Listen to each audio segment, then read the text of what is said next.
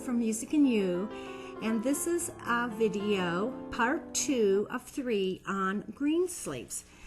This time we're working with the bridge.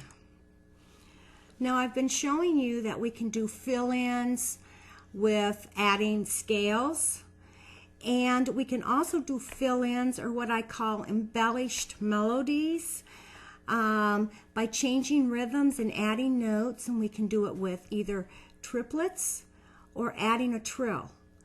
And why would we want to do this? It adds interest to otherwise quite simple measures, and it puts your music sometimes on a little offbeat. So when you hear other musicians singing or playing, notice that they don't always play right on the beats. They play in between beats. And it gives a type of syncopation, and it also gives interest to the music. Page 5, example 1, how to use triplets to change the rhythm. Now I'm also filling in and embellishing the measures with extra tones too. Now that's always a question students have, or if I'm in concert, people ask me after the concert, how can you add these tones and change the melody? That's a misconception that once the melody is written, it's written in stone. That's not necessarily true. So you, in classical music, yes, you know, you don't want to change a tone. But in pop music, yes, you can add tones and take away tones, and you still have the basic outline of the melody.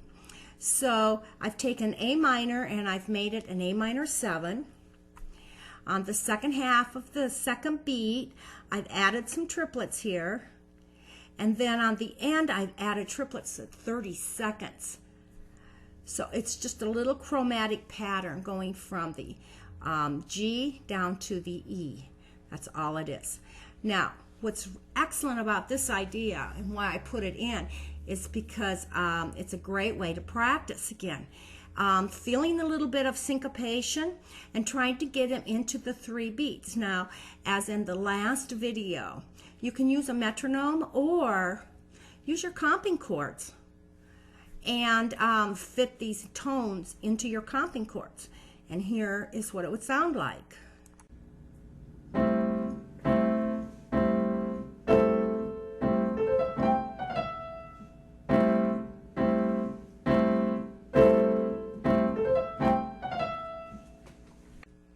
Page 6 is another idea in measure 25 on using a triplet. Now the original measure sounds like this. Okay, now I've embellished it with a triplet.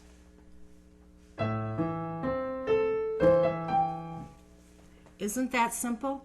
You have just enhanced your playing 100% by using the triplets and embellishing the melody.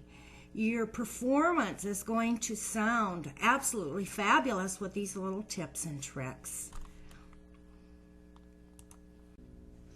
Page 7, tip 2, embellishing your rhythmic ideas with a trill. Now, if I took the simple original melody D minor, F to D, I have this.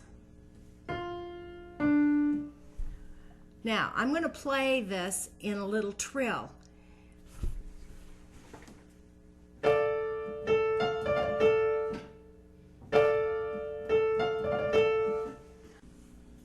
Now, let me explain what tones I'm playing. You can choose any tones you want.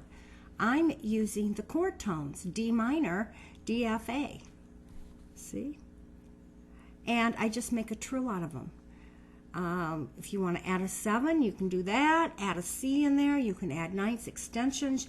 You can make the trill using a different rhythm. You can elongate it, make it shorter, do whatever you want. Now the next thing I want to point out is how easy it is to play this with this fingering.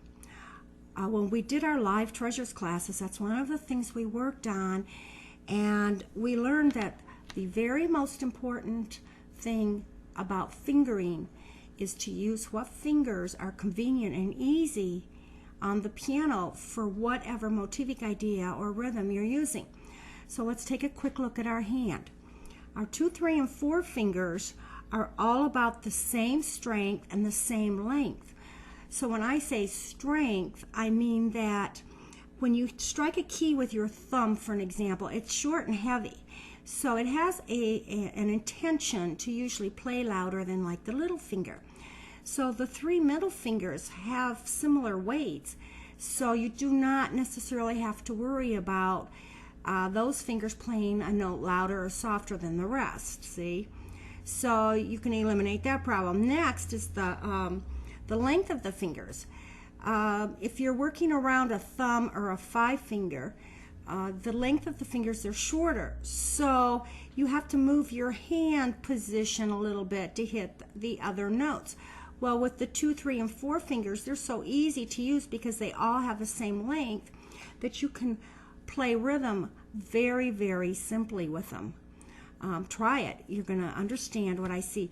And I'm explaining this because I see so many music arrangements that write such difficult fingering.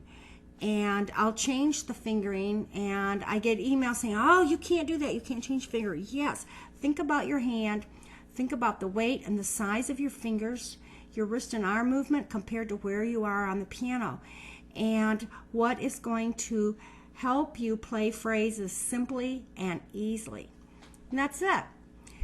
Now, part 3 next week is also on the bridge, and we're going to do a little motivic improv with a left hand bass line. Now, if you have any questions, I put up the address to the forum. Just write the question out and I'll answer it for you. Other than that, enjoy your music. It's been a pleasure to be with you again.